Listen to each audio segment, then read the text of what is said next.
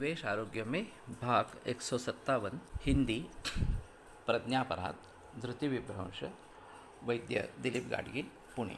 तो कल जो मैंने उदाहरण बताया ये थोड़ा अपवाद स्वरूप इस प्रकार का है, लेकिन कुछ लोग इस प्रकार के मिलते हैं जो बिल्कुल ही अपने मन पर काबू नहीं रख पाते हैं और फिर उनको उसके मुताबिक सज़ा भुगतनी पड़ती है।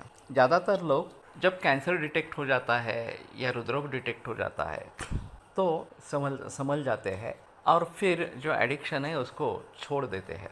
लेकिन ऐसा करने से क्या मतलब, वास्तव में इसी प्रकार का कोई रोग निर्माण ही न हो, इसीलिए शुरू से ही मन पर काबू रखना, और अगर इस प्रकार के व्यसन या एडिक्शंस है तो उससे दूर होना ये आवश्यक इस प्रकार का रहेगा। वास्तव में ऐसा है कि हमारे यहाँ व्रत वैकल्य उपवास वगैरह संकल्पना ये है, उसका मूल उद्देश्य यही है कि हम छोटी छोटी बातों से लेकर अपने मन पर नियंत्रण करने की कोशिश करें, काबू करने की कोशिश करें।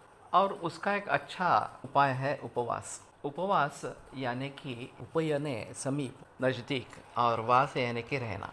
तो हमें भगवान के साथ रहना है, भगवान के समीप रहना है, और उसके लिए सबसे अच्छा मार्ग कौन सा है तो नामस्मरण। गोंदवलेकर महाराज ने पूरे जीवन भर इसी का उपदेश किया और उनके लाखों अनुयायी पूरे भारत भर में इस प्रकार के हैं। केवल राम नाम का जप करना इतना ही वो बताते थे और उसका महत्व कैसा है क्या है ये बताते थे। मैं भी जिनके पास अध्यात्म सीखने के लिए जाता था, मराठे गुरुजी करके पुणे में थे, मैं न्यायशास्त्र पढ़ने के लिए जाता था, तो उनका शुरू में तो कहना था कि तुम ये छोड़ो, तुम वेदांत पढ़ो। बाद में उन्होंने बताना आरंभ किया कि गार्गिल ये सब छोड़ दो तुम सिर्फ नाम स्मरण करो, बाकी कुछ करने की ज़रूरत नहीं है। तो उन्होंने भी वही सलाह दे दी जो गोंदवलेकर महाराज वगैरह ने बताई। तो नामस्मरण ये उपवास का खरा सच्चा अर्थ इस प्रकार का है। अब उपवास का दूसरा भी एक अर्थ होता है कि लंघन करवाना। अब लंघन करने में जो खाना हम रोज़ाना खाते हैं उससे लघु या हल्का खाना ये अपेक्षित। तो रोज़ाना हम दाल चावल रोटी सब्जी वगैरह खाएंगे, वो छोड़कर कुछ लाजा, दूध, फल इस प्रकार से अलग अलग ले लेंगे। तो हमारे रोज़ाना खाने से ये हल्का खाना है, तो अग्नि को कम श्रम इस प्रकार के होते हैं। दूसरा भाग इसमें ऐसा भी है कि पूरा अनशन ही रखना, खाना ही नहीं बिल्कुल इस प्रकार। जो लोग सहन कर पाते हैं उनके लिए ये ज़्यादा अच्छा मार्ग है। खास करके एकादशी शुक्ल पक्ष में और कृष्ण पक्ष में, दोनों पक्ष में आती है 15 दिन में एक बार। तो उस दिन के उपवास का महत्व अलग बताया गया है। हर एकादशी का अलग अलग पुण्य या अलग अलग कार्य बताया गया है।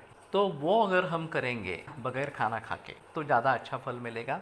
शरीर में अगर आम निर्माण हुआ है जो एक रोग का कारण है, अपाचित इस प्रकार का कुछ रह गया है, तो अग्नि उसकी तरफ मुड़ता है और उसका पचन कर लेता है, हमें उससे होने वाले आगे विकारों से बचा लेता है। तो ये बेहतर ऑप्शन है कि हम उस प्रकार का अनशन करें।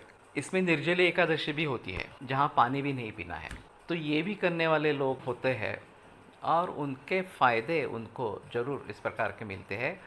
सबसे महत्वपूर्ण फ़ायदा जो है वो मन पर नियंत्रण पाना, काबू पाना, ये सबसे महत्वपूर्ण फ़ायदा है। वैसे मुस्लिम समाज में भी रोज़ा जब करते हैं तो सूर्योदय से लेकर सूर्यास्त तक कुछ भी खाना पीना पानी सब बंद इस प्रकार का है। तो इसके ज़रिए हमें एक अभ्यास हो जाता है मन पर काबू पाने का, और वो हमें बाकी क्षेत्र में उपयोग में आता है। तो इस प्रकार का उपवास करें।